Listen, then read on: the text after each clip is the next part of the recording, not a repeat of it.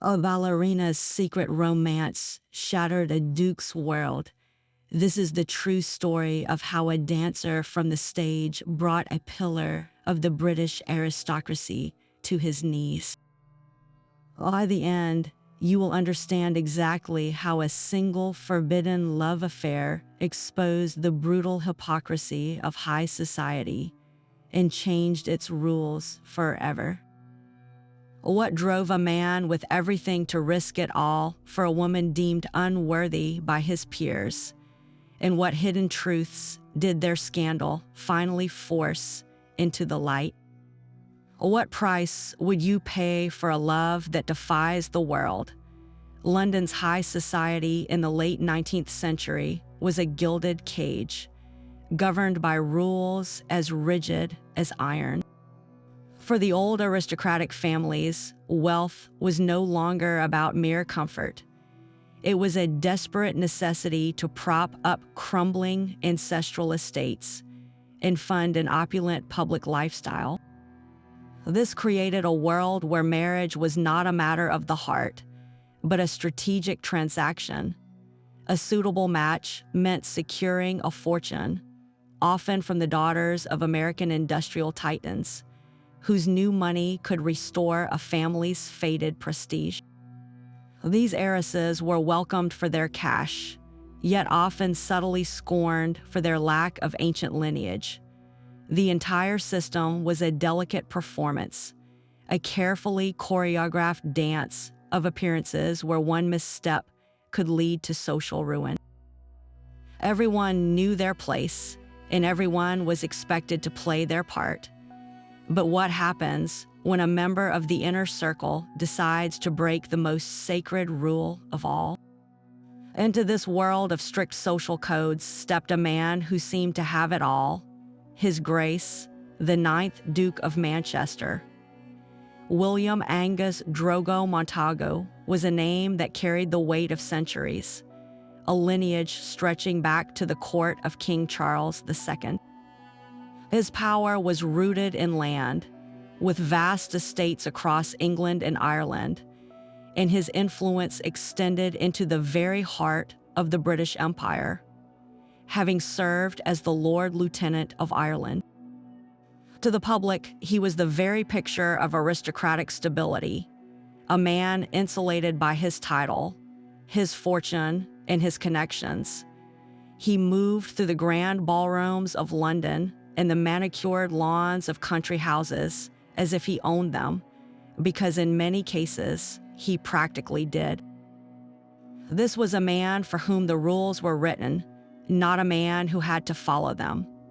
His life was one of unquestioned privilege, a seamless existence where every door was opened and every desire was within reach. He represented the establishment itself, seemingly untouchable and forever secure in his gilded position. But such a life, built upon the rigid expectations of others, can become its own kind of prison. What secret longing could possibly tempt a man from such an unassailable fortress of privilege? Across the footlights, in a world of painted scenery and disciplined grace, was the woman who would capture the Duke's gaze. Her name was Consuelo Iznaga, and she was not merely a dancer. She was a star of the ballet, a principal artist with the prestigious Empire Theater. While the aristocracy amused themselves with gossip and cards, Consuelo's life was one of rigorous training and artistic perfection. Her world was one of blistered feet and aching muscles, of early morning rehearsals and the relentless pursuit of beauty. Every leap was calculated, every turn precise, her entire being dedicated to an art form that demanded both immense physical strength and delicate expression. She was celebrated for her talent, her name in the papers praising her performances, her reputation built not on a family name or a fortune, but on sheer, undeniable skill. This was a woman who had earned her place in the spotlight through years of dedication, a stark contrast to the inherited positions and idleness of the upper classes. Here was a person who understood the value of hard work, a concept entirely foreign to the Duke's world of leisure. How could such a woman, so full of life and purpose, remain invisible to a man trapped in a gilded cage? Her very existence was a challenge to the system he represented. The collision of their two worlds happened not in a shadowy corner, but under the brilliant glare of the stage lights.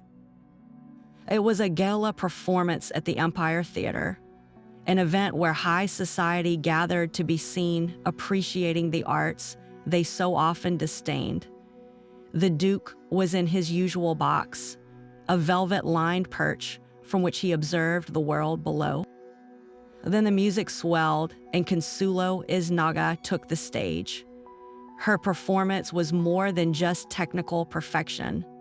It was a raw expression of emotion and freedom that transfixed the entire audience. For William, it was a revelation. Here was a vitality, a passion for living, that his own carefully scripted existence completely lacked. He was not just watching a dancer, he was seeing a soul laid bare. The attraction was immediate and profound, a dangerous pull that defied all reason and every social rule he had ever known. Against the advice of his peers and the silent judgment of his class, he sought an introduction. The moment they met, perhaps backstage amid the scent of grease paint and wilting flowers, the spark ignited. In that single, reckless handshake, a boundary was crossed that would set an unstoppable scandal in motion. A duke and a ballerina had connected, and the gilded cage he lived in would never be the same again. Their romance began in the shadows, a world of hushed voices and stolen moments. In the glaring light of day, the Duke of Manchester was a pillar of the establishment, but under the cover of night, he became a man driven by a passion that defied his entire world. Elaborate deceptions were necessary to throw society off the scent. A simple carriage ride would involve multiple changes of vehicle, with routes carefully planned through London's labyrinthine backstreets to evade any potential followers. Meetings were not in grand townhouses, but in discreet private apartments borrowed from trusted, and often similarly discreet, friends. The risk of discovery was immense, and the consequences for both of them, especially for Consuelo, were unthinkable.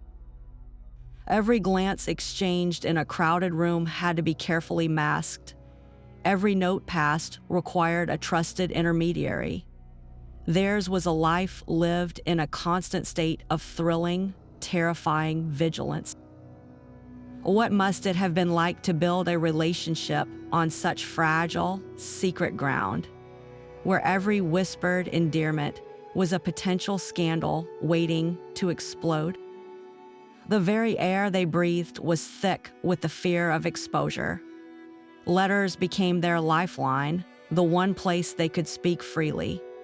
These were not casual notes, but passionate, lengthy missives filled with the dreams and frustrations that they could never voice aloud. Each letter was a risk, a piece of tangible evidence that could destroy them if it fell into the wrong hands. They developed codes, using pet names and obscure references to confuse any prying eyes. The simple act of sending a message required a network of absolute loyalty, from the messenger who carried it to the servant who would deliver it into the correct hand alone. This was not the idle flirtation of a bored aristocrat. This was the meticulous, all-consuming work of a man and a woman building a fortress for their love against the entire world. In these hidden spaces, away from the judging eyes of their respective worlds, they were not a duke and a ballerina. They were simply William and Consuelo. They created a private universe where titles and stages did not matter, a sanctuary built on shared secrets and a connection that grew stronger with every risk they took together. But a secret of this magnitude, burning with such intensity, cannot stay hidden forever. The walls they built were high, but the eyes watching them were countless, and the whispers were already beginning to circulate. No secret so carefully guarded can survive the relentless curiosity of high society. The first cracks in their elaborate facade appeared not with a dramatic confrontation, but with a low, persistent whisper. It began in the drawing rooms of Mayfair, where the most dangerous weapon was not a sword, but a carefully chosen word uttered over afternoon tea. A rival ballerina, green with envy over Consuelo's starring roles, might have let a sly insinuation slip to a wealthy patron. An observant footman, paid to be invisible, might have noticed the same unmarked carriage arriving at a certain address with puzzling frequency and shared that tidbit with a maid in a neighboring house. The Duke himself, perhaps growing bold or simply careless in his happiness, might have been seen one too many times lingering near the stage door, his gaze fixed with an intensity that was far from casual. Each small slip was a single thread pulled from the tapestry of their secret, and soon the entire design began to unravel. These whispers were like a slow-acting poison, seeping into the foundations of the Duke's social standing. Where he was once greeted with respectful nods, he now encountered knowing smiles and conversations that would abruptly halt when he entered a room. The very friends who had lent him their private apartments for his rendezvous now exchanged significant glances behind his back. His name, once a synonym for unshakable aristocratic power, was becoming coupled with sly jokes and muttered condemnations. How long could a man who embodied the establishment withstand the quiet erosion of his own reputation? The rules of his world were now being used against him, and the punishment for his transgression was a social death by 1,000 tiny, polite cuts. The Gilded Cage was not just a prison of expectations anymore. It had become an echo chamber, amplifying every rumor until the truth was almost deafening. Beneath the glittering surface of his title, the Duke of Manchester was facing a financial crisis. The vast estates that defined his power were not just symbols of prestige. They were immense, crumbling liabilities. Inherited lands came with inherited debts, from the endless repairs on ancient manor houses to the staggering wages for armies of servants and groundskeepers. Agricultural rents, the traditional source of aristocratic income, were falling, while the cost of maintaining a public-facing lifestyle of grand parties, thoroughbred horses, and London seasons was skyrocketing. For men like the Duke, their very identity was tied to a display of wealth they could often no longer afford. This created a desperate need for a financial rescue, a massive infusion of cash to shore up the foundations of a dying way of life. And that rescue had a name: the American heiress. Across the Atlantic, a new class of millionaires had emerged from railroads, steel, and banking. These industrial titans possessed fortunes that dwarfed those of the ancient British nobility, but they lacked the one thing money could not easily buy: social legitimacy. A title, a marriage between a cash-poor Duke and a dollar-rich American, was the perfect transaction. He received the millions needed to restore his estates and fund his lifestyle, while she and her family gained entry into the highest echelons of European society, a status they craved. It was a cold, calculated business deal disguised as a romantic union, and it was an open secret among the aristocracy. For the Duke of Manchester, a suitable match with a woman like, say, the daughter of a New York railroad magnate, would have solved all his financial problems in one swift, socially acceptable move. His entire future, the very survival of the Manchester legacy, depended on it. Yet he was secretly courting a ballerina. Every stolen moment with Consuelo was not just a romantic risk, it was a direct threat to his economic survival. He was choosing passion over solvency, a decision that could lead to the total collapse of everything his family had built for centuries. How could a love that felt so right in the shadows be so catastrophically wrong in the ledger books of his life? The whispering campaign in London's drawing rooms was nothing compared to the thunderclap that arrived with the morning papers. The secret was out, and it was no longer confined to the hushed gossip of the elite. On a seemingly ordinary day in 1890, the scandal exploded onto the front pages of the city's most popular newspapers, transforming a private affair into public property. The first and most brutal blow was struck by the Hawk, a publication notorious for its ruthless exposés of high society. Its headline was a masterpiece of vicious simplicity, duke and dancer, and beneath it, a detailed account of the clandestine meetings, the secret letters, and the locations of their private apartments. They named Consuelo Iznaga directly, branding her the ballerina who had enchanted a duke. But the Hawk was not alone. Its rival, The Sun, quickly followed with its own sensational take, a royal romance or a fatal folly. The articles were not just reports, they were indictments, painting the Duke as a man who had betrayed his class and his duty for a frivolous stage infatuation.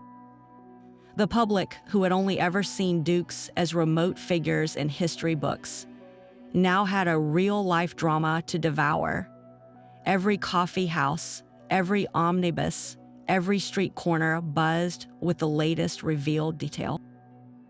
The press-feeding frenzy had begun, and there was no escape.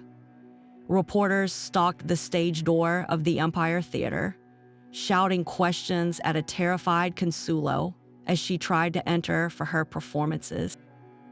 They camped outside the Duke's London Club, hoping for a glimpse of the disgraced nobleman. The story sold papers by the thousands, each new edition digging deeper, each headline more lurid than the last. The private letters they had so carefully coded were now paraphrased in print for all to read. The very emotions they had guarded so fiercely were now cheap entertainment for the masses. In a single day, their hidden world was dismantled and put on display, and the consequences were no longer just social. They were utterly, terrifyingly public. The public scandal was a firestorm, but the reaction within the Duke's own world was an Arctic freeze. The grand ballrooms and gentlemen's clubs of London, once his natural habitat, became courtrooms without judges, where his sentence was delivered in averted gazes and deliberately cold shoulders. At the first major society ball after the news broke, the change was palpable. Where William was once the center of an admiring circle, he now stood alone, an island of disgrace in a sea of rustling silk and whispered condemnation. Conversations would falter as he approached, and ladies would suddenly find a pressing need to examine a distant portrait, their fans fluttering in a silent language of exclusion. The very people who had smiled and bowed to him weeks before now acted as if he were a ghost, a specter at their feast, whose presence polluted the sanctity of their gathering. This was not merely disapproval, it was a coordinated social execution. The outrage was thick with hypocrisy. Behind the fan of moral indignation, many of the same lords and ladies condemning him were conducting their own discreet affairs. Their marriages were often business arrangements, and infidelities were an open secret, so long as they were managed with discretion and conducted with a person of the correct social standing. The true crime was not that the Duke of Manchester had taken a lover, but that he had chosen a ballerina, a woman who lived by her own labor and talent. And worse, he had been caught in the most public way imaginable. He had broken the cardinal rule. He had failed to maintain the facade. His sin was one of visibility, of bringing the private shadow world of aristocratic indiscretion into the harsh, unforgiving light of the common press. Their anger was not for the act itself, but for his carelessness, which now threatened to expose the fragile fiction of their entire moral code. How many of those outraged whispers were fueled by the secret fear that their own hidden lives might be the next to be splashed across the front page? While the Duke faced a cold and silent ostracism, the full fury of the scandal was unleashed upon Consuelo Isnaga. The press and public did not see a woman in love. They saw a caricature, a villainess crafted from the oldest of prejudices. Newspapers painted her not as a talented artist, but as a calculating seductress who had used her theatrical wiles to ensnare a vulnerable nobleman. She was labeled a social climber, a gold digger from the stage whose only goal was to claw her way into a world that did not want her. Every aspect of her life was twisted into evidence against her. Her talent became manipulation, her passion became a predatory scheme, and her quiet dignity in the face of the storm was seen as cold arrogance. This was a character assassination, and it was devastatingly effective. The impact on her career was immediate and brutal. The very stage that had been her sanctuary became a place of torment. Audiences that once applauded her now watched with a morbid, judgmental curiosity. Whispers and jeers would ripple through the crowd during her most delicate solos. Some theater managers, fearing their venues would be associated with scandal, began to quietly question her continued employment. Her professional reputation, built over a decade of disciplined work, was being dismantled overnight by salacious headlines. The contrast in their treatment could not have been more stark. The Duke was criticized for a lapse in judgment, a foolish mistake by a man led astray. Consuelo was condemned for her very ambition to exist beyond the station she was born into. He was seen as having fallen, while she was accused of having risen above her place. What must it have been like to face such a storm alone? To have your deepest feelings turned into public ammunition used to destroy you? The weight of this hypocrisy was hers to bear almost entirely, a crushing burden that threatened to extinguish the very light the Duke had first been drawn to. Her personal life became a prison of notoriety. Every public step watched, every private moment potentially the subject of the next day's cruel headline. The scandal was no longer just a matter of reputation. It was about to become a legal battlefield. The threat of a lawsuit now loomed over the personal chaos, a cold, hard reality that could strip the Duke of what little he had left. The most immediate danger came not from the newspapers, but from a previously silent quarter, the family of a potential American heiress. Before his affair with Consuelo became public, negotiations for a suitable, financially salvific marriage had been quietly underway. The young woman in question, the daughter of a New York railroad magnate, had been led to believe the Duke was a serious suitor. Her family had invested time, social capital, and the promise of a multi-million-dollar dowry into this prospective union. The very public revelation that he was deeply involved with a ballerina was not just an embarrassment. It was a profound insult and a potential breach of promise. In that era, a broken engagement, especially one involving such high stakes, could be grounds for a lawsuit. The heiress's father was a man accustomed to getting what he paid for, and he had just seen a massive social investment vanish in a cloud of scandal. He threatened legal action, not for a broken heart, but for a broken contract. The Duke now faced the terrifying prospect of a court case that would not only drain his remaining finances, but would also force him to publicly testify about his relationship with Consuelo, laying every intimate detail bare before a judge and a gleeful press. Could his love for a dancer survive being itemized and priced in a courtroom? Simultaneously, the Duke's advisors desperately looked for a legal counterattack. They considered suing the newspapers for libel, for defaming his character and invading his privacy. But this was a dangerous gamble. To win a libel case, he would have to prove the stories were false. The articles were humiliatingly accurate. A libel suit would only force a formal, public confirmation of every salacious detail the hawk had printed, making the temporary scandal a permanent legal record. He was caught in a perfect trap, damned if he did nothing and damned if he fought back. The law, which had always been a shield for men of his class, had now become a weapon turned against him. Every legal path led to further ruin, either financial or social. The personal turmoil of a forbidden love was now compounded by the relentless pressure of attorneys and the specter of a courtroom, where his most private emotions would become public evidence. The private scandal became a family crisis, shaking the very foundations of the Montagu name.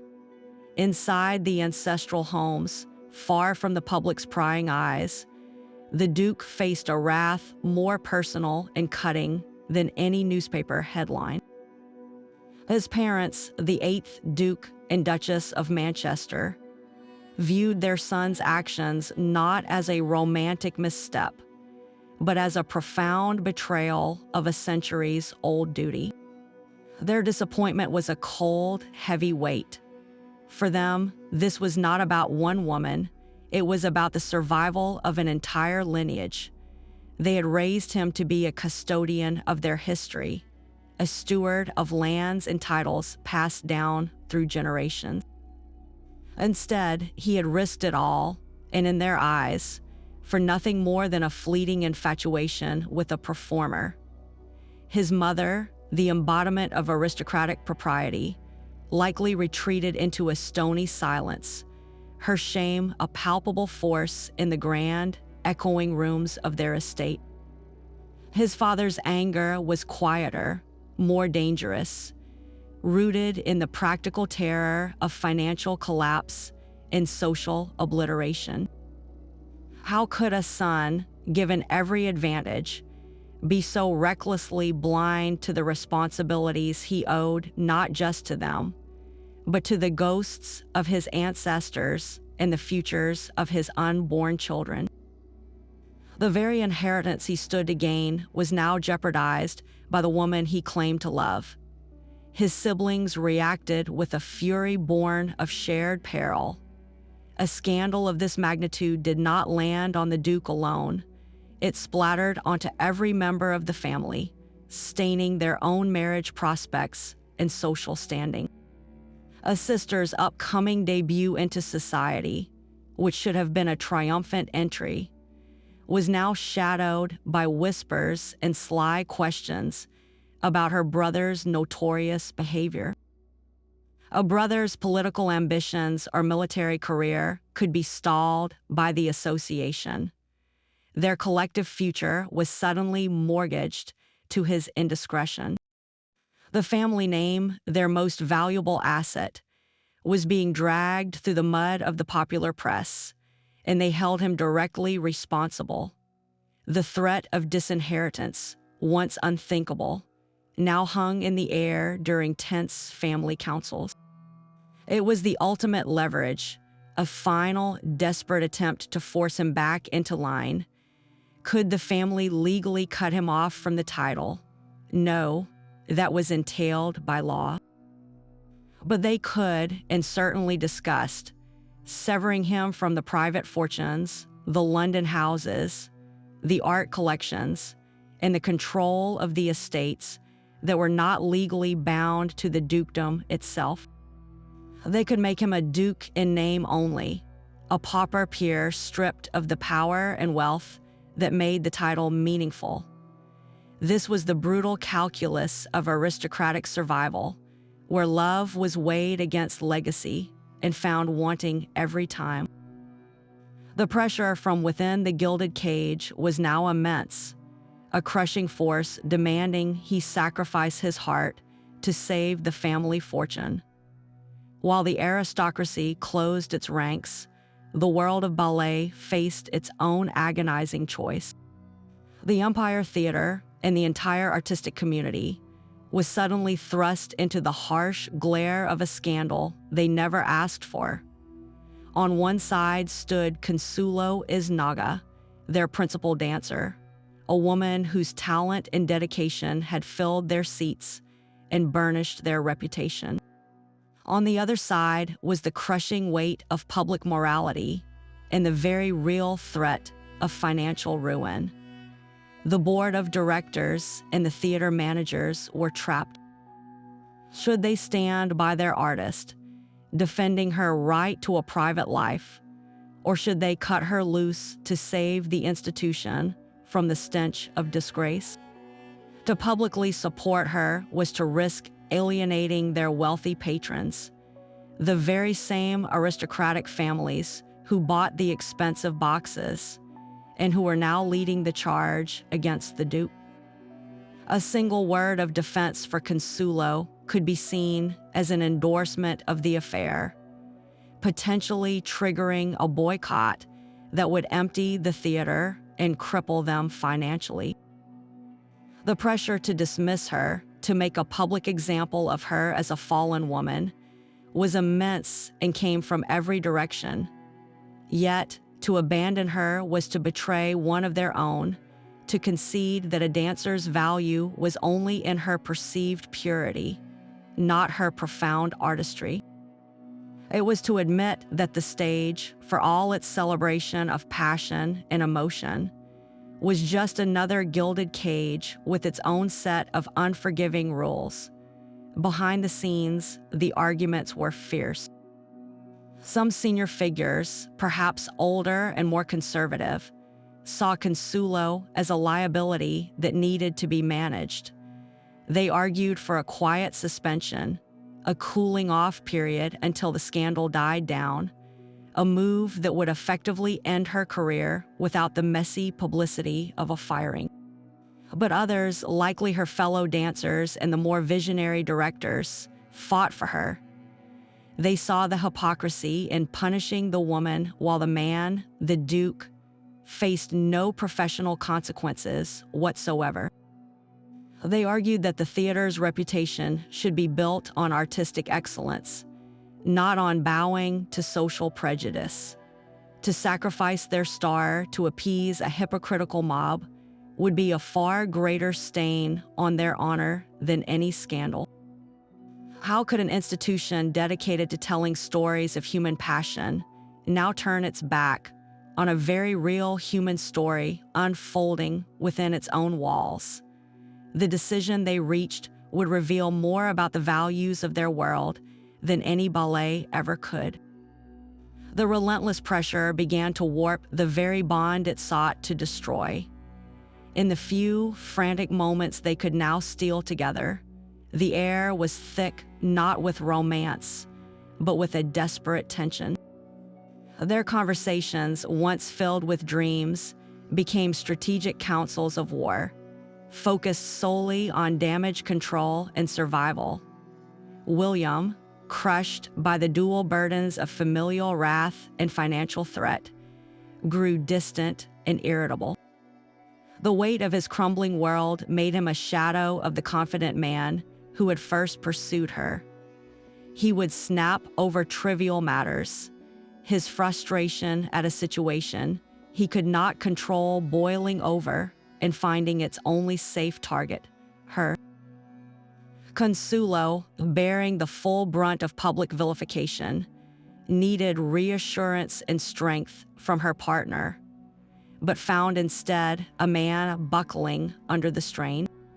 She would plead with him to make a decisive move, to either publicly claim her or let her go, but he was paralyzed, trapped between his heart and his heritage.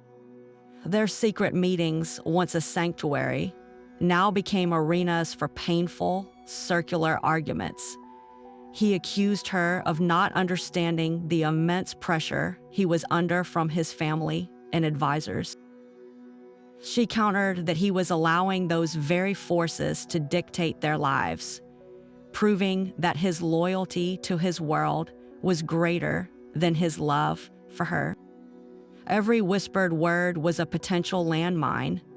Did he regret it? Did he see her now as the source of all his troubles?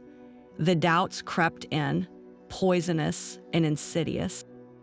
The love that had once felt like a triumphant rebellion now felt like a shared sentence. The outside world was no longer just an external enemy. It had become a third presence in their relationship, sitting between them at every meeting, its corrosive influence seeping into every glance and every silence. Could a connection forged in secret and tested in fire survive when the foundation itself was cracking under the weight of expectation and scorn? The gilded cage was proving stronger than their will to escape it. The walls of his gentlemen's clubs closed to him first. A single terse letter informed the Duke of Manchester that his membership at White's, the most exclusive club in London, had been revoked. The black ball had been cast, a silent, brutal vote that declared him persona non grata. This was more than a social snub. It was a formal excommunication from the inner sanctum of power.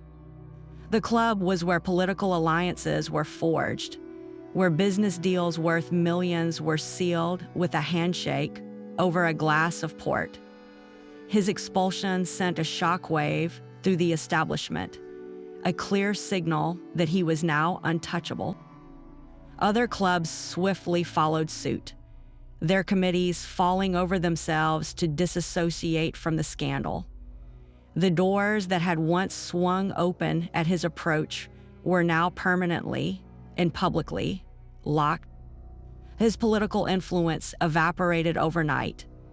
The cabinet posts and diplomatic appointments that were once his for the asking were now whispered to be going to men of, quote, sounder character. Business partners who had relied on the luster of his title to open doors now quietly withdrew from joint ventures, fearing their own reputations would be tarnished by association. The financial consequences were immediate and catastrophic. Loans were called in, promised investments vanished. The very stream of credit that kept his vast estates afloat dried up in an instant. He was a duke in name, but he was rapidly becoming a financial ghost, a man with immense liabilities and a vanishing income. The gilded life he had known was dismantled piece by piece. Invitations to country house parties ceased. His box at the opera remained conspicuously empty. On the rare occasion he dared to walk through Hyde Park, the elegant carriages of his former friends would pass by without a glance, their occupants looking straight through him as if he were made of air. He had become a pariah in the world he was born to rule, a living cautionary tale about the price of defying the unwritten rules. His love for Consuelo had cost him not just his reputation, but the very machinery of his power and privilege. He was still His Grace, the 9th Duke of Manchester, but the title was now an empty shell, a magnificent frame around a portrait of ruin. The stage door of the Empire Theater was no longer an entrance, but a gauntlet. Each night, Consuelo Iznaga had to push through a throng of shouting reporters and gawking onlookers just to perform the art that had once been her salvation.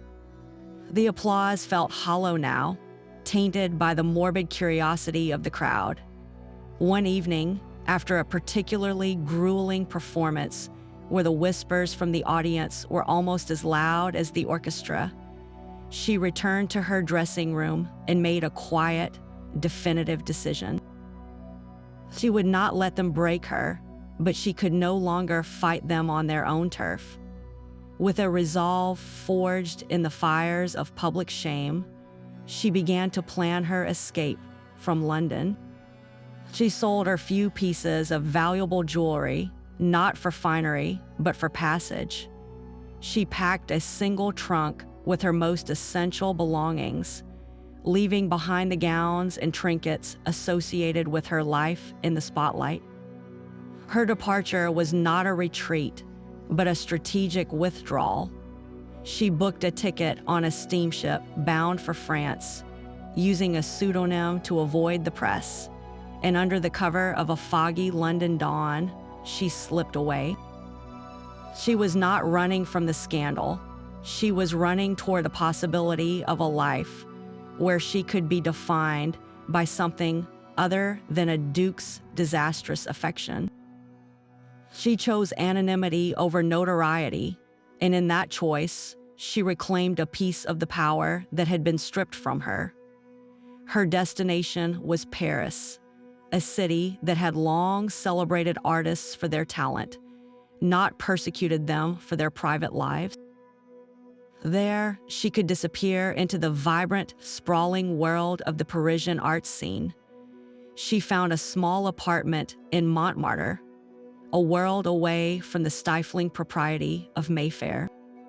At first, the silence was unnerving.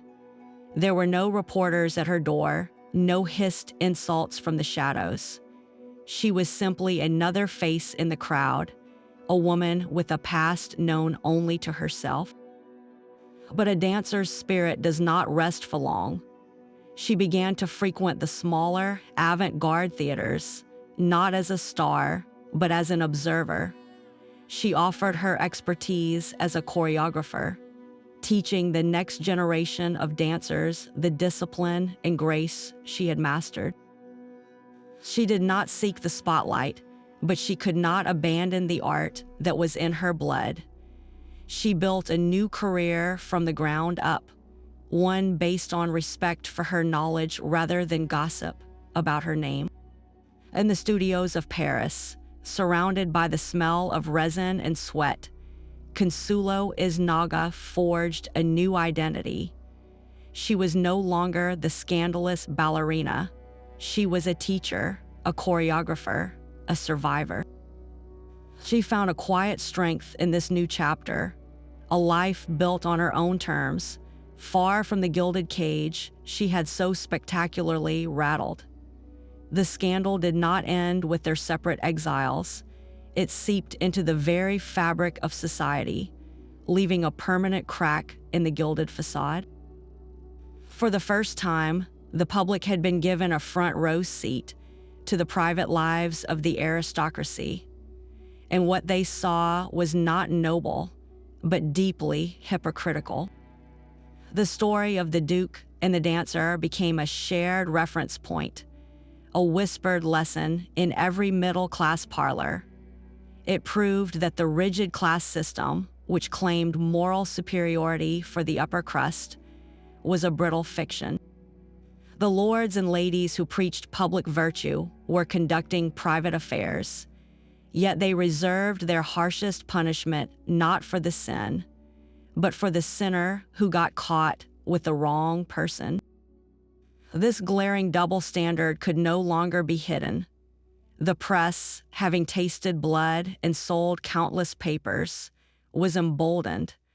They realized that the public had an insatiable appetite for tearing down the mighty, and no title was too grand for scrutiny. This new, aggressive journalism became a watchdog, however sensational, that the elite could no longer fully control. The scandal shifted the balance of power ever so slightly, giving public opinion a new weight.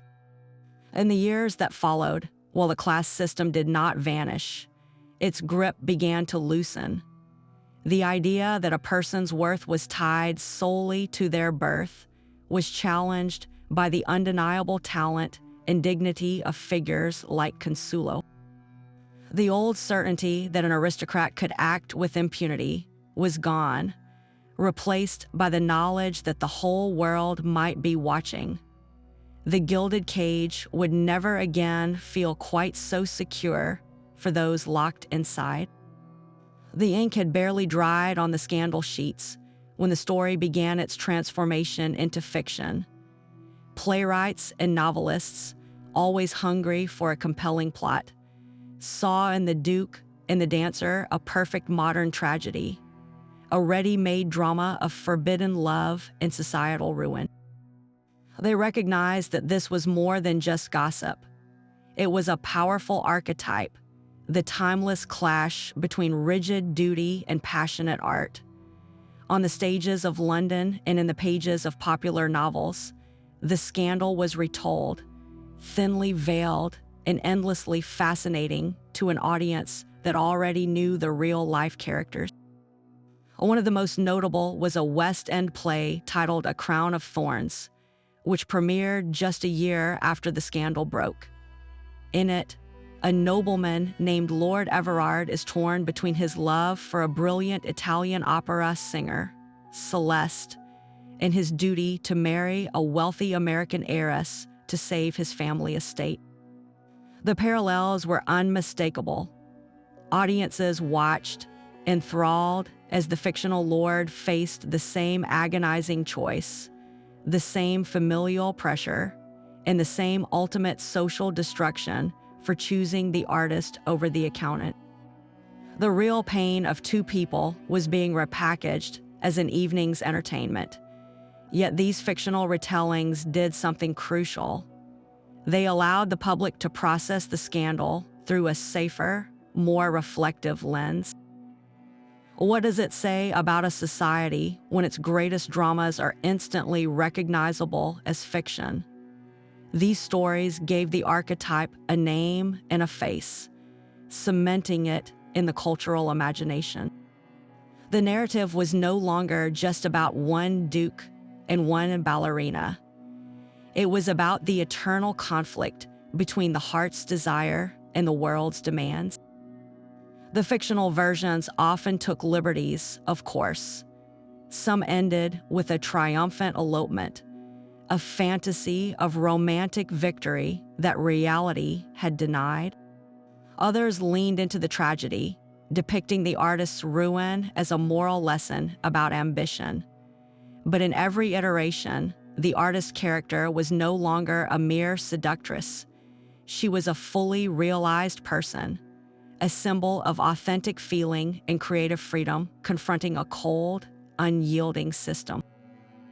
This reframing was, in its own way, a form of vindication for the real Consuelo. Art was slowly redeeming the woman that society had condemned. The story proved so potent because it exposed a universal truth. Everyone, regardless of their station, understands what it means to be torn between what you want and what is expected of you.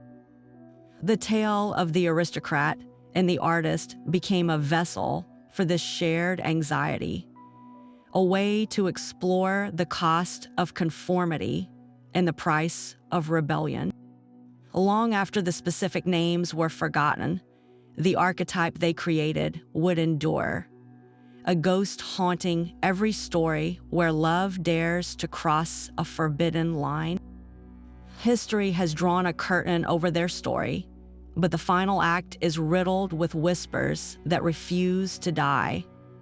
We are left with tantalizing gaps in the narrative, questions that burn brighter because they can never be fully answered. The most haunting of all is the simplest one: did they truly love each other? We have the evidence of their reckless actions, the secret letters, the elaborate deceptions, all pointing toward a powerful, genuine connection. But was it love, or was it a mutual fascination with the exotic other, a temporary escape from their respective cages? The Duke saw in Consuelo a vibrancy his world lacked, and she saw in him a doorway to a life of security and admiration. Did that initial attraction deepen into a lasting bond, or was it a flame that burned too hot and fast, destined to be consumed by the very pressures it created?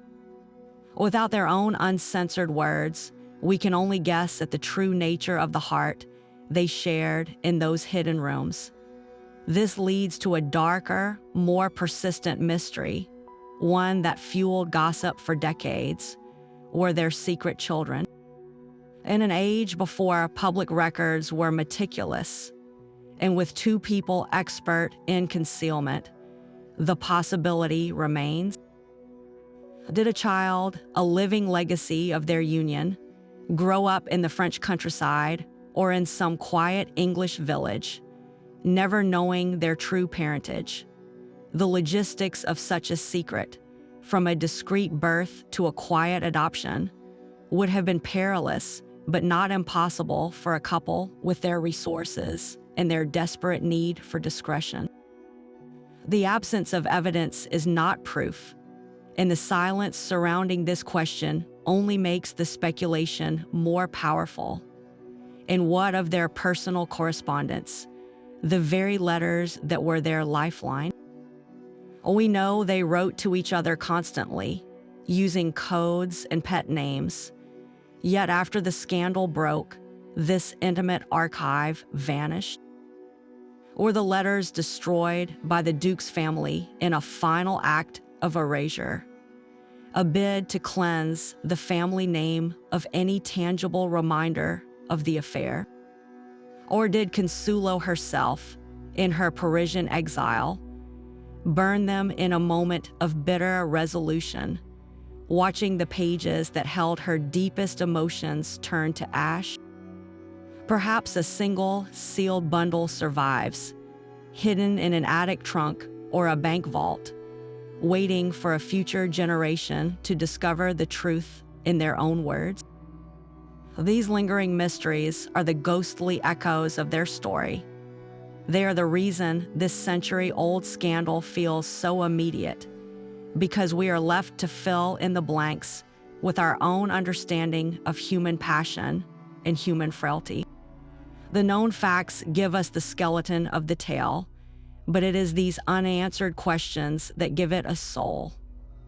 The story of the Duke and the dancer was far from an isolated incident. It was a single, spectacular tremor in a seismic shift that was cracking the foundations of aristocracy across Europe and America. During the very same decades, the newspapers were filled with similar tales of scandal, each one proving that the old rules were losing their power. Consider the affair of Lady Colin Campbell, a society beauty who endured a spectacularly public divorce case in 1886. just a few years before the Manchester scandal. Her trial exposed the private infidelities of the upper class with such vivid detail that it became a public sensation, proving that the appetite for tearing down the privileged was already well established. Then there was the tragic story of the Austrian crown Prince Rudolf. His mysterious death in a murder-suicide pact with his young mistress at his hunting lodge in Mayerling in 1889 sent shockwaves through every royal court on the continent. Here was a crown prince, the heir to an empire, brought down by a forbidden romantic entanglement, a story of personal despair that echoed the Manchester narrative, but with a far more fatal conclusion. These events were not mere gossip. They were symptoms of a deep sickness within the gilded world, a system so rigid it was beginning to suffocate its own. The parallels are striking. In each case, a person of immense privilege sought a connection outside the strict boundaries of their class, and in each case, the establishment reacted with brutal force to crush the rebellion. Yet the contrasts are just as revealing.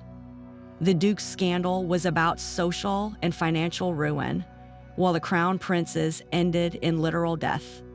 One story played out in the court of public opinion, the other in the silent corridors of imperial power. And what of the American heiresses, those young women brought over as human checks to rescue bankrupt noblemen? Their stories were often just as scandalous in their own quiet way. Consuelo Vanderbilt, forced by her mother into a miserable marriage with the 9th Duke of Marlborough, became a symbol of this gilded trade. She wept openly on her wedding day, her personal happiness sacrificed to secure a title for her family. Her life, though devoid of the public drama of an affair, was a different kind of scandal, one of emotional coercion and quiet desperation hidden behind the facade of a perfect union. The Manchester affair was the inverse, a man risking his entire world for a love that promised no financial or social reward whatsoever. This pattern of rebellion and retribution reveals a crucial truth. The late 19th century was not a time of stable tradition, but a period of intense social upheaval. The old hierarchies were being assaulted from all sides by new money, by a voracious press, and by the simple, undeniable human desire for a life of authentic feeling. The Duke and the Dancer were not outliers. They were pioneers in a quiet revolution, their personal tragedy a single, poignant chapter in the long, slow fall of the Gilded Cage. The power to shape this entire scandal did not belong to the aristocracy, but to the men with printing presses and cheap ink.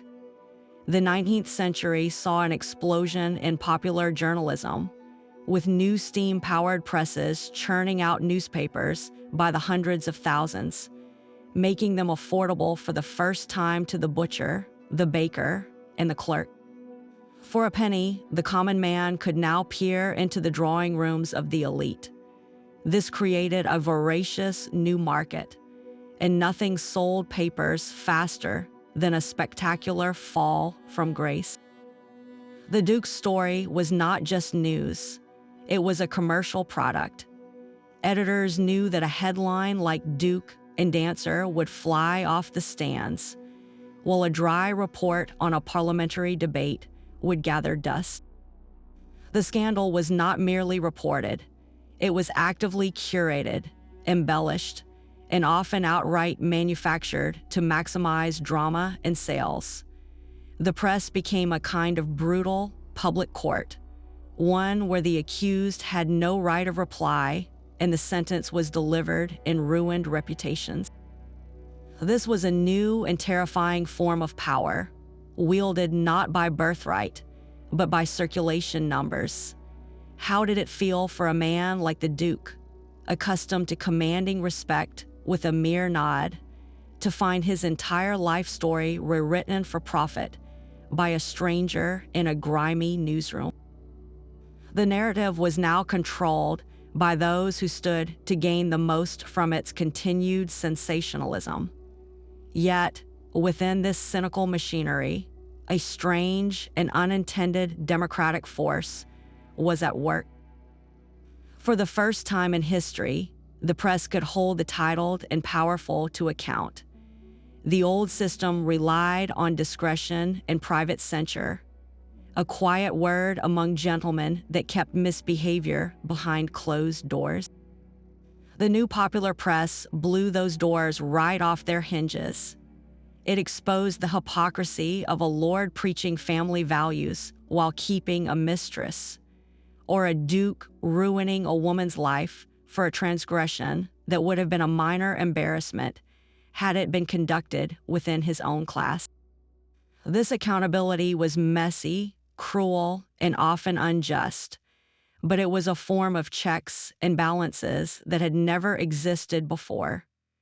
The aristocracy could no longer operate with absolute impunity, insulated by their wealth and status.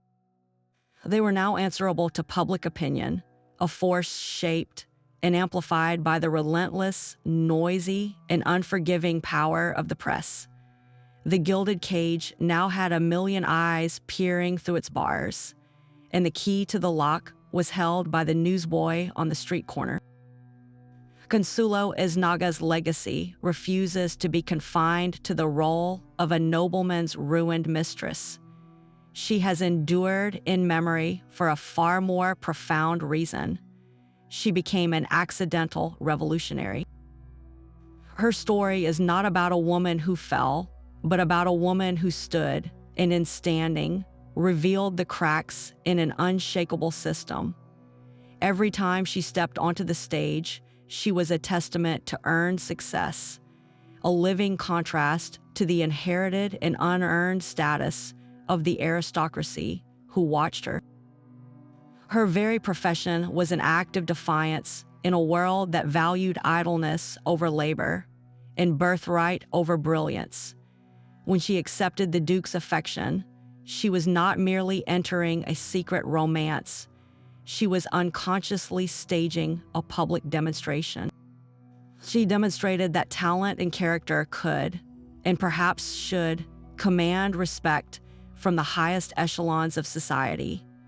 Her quiet dignity throughout the scandal, her refusal to crumble completely under the weight of public shaming, and her ultimate reinvention in Paris, all wove together to create a new archetype. She became the woman who walked away not with a title, but with her self-respect intact. How many other women, trapped in their own gilded or iron cages, saw in her a flicker of possibility? She proved that a woman's value was not determined by the man attached to her arm or the name in her family Bible, but by the strength of her own spirit and the skill in her own hands. Her life asked a dangerous question that echoed long after the headlines faded. What if the rules were not just unfair, but fundamentally wrong? She was a single note of discord in a symphony of conformity, and that note resonated through the decades, a quiet anthem for anyone who has ever dared to want more than the world was willing to give. The title of Duke of Manchester became a byword for ruin, a hollow echo of its former grandeur. William Montagu lived out his remaining years in a kind of internal exile, shunned by the world he was born to lead. The vast estates that had defined his family's power for generations became anchors dragging him deeper into debt. One by one, the magnificent country houses and their priceless art collections were sold off to pay creditors, a public auction of a private tragedy. The Manchester legacy, built over centuries, was dismantled in a few short decades, its lands scattered, and its influence evaporated. He died as he had lived for so long, a man trapped by a single choice, his name forever linked not to noble deeds, but to a scandal that refused to fade. What became of the dukedom itself? It did not pass to a direct heir from his line. With his reputation in tatters and his finances obliterated, he never made a suitable marriage to produce a legitimate successor.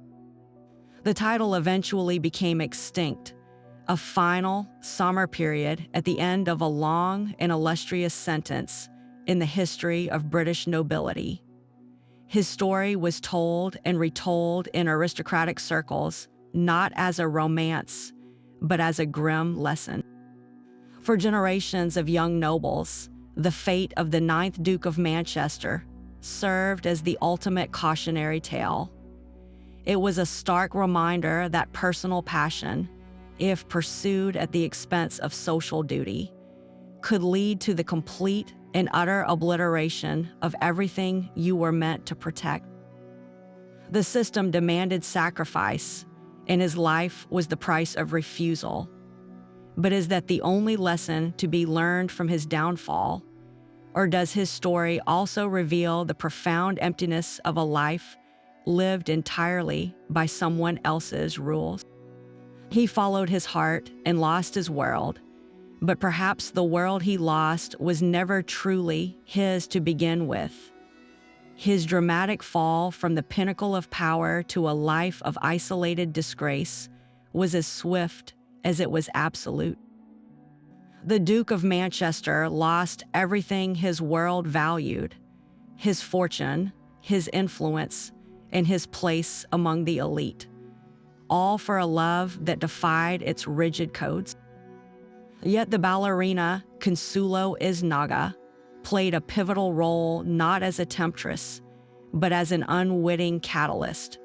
Her very existence, her talent, and her dignity exposed the brutal hypocrisy of a system that prized appearance over authenticity.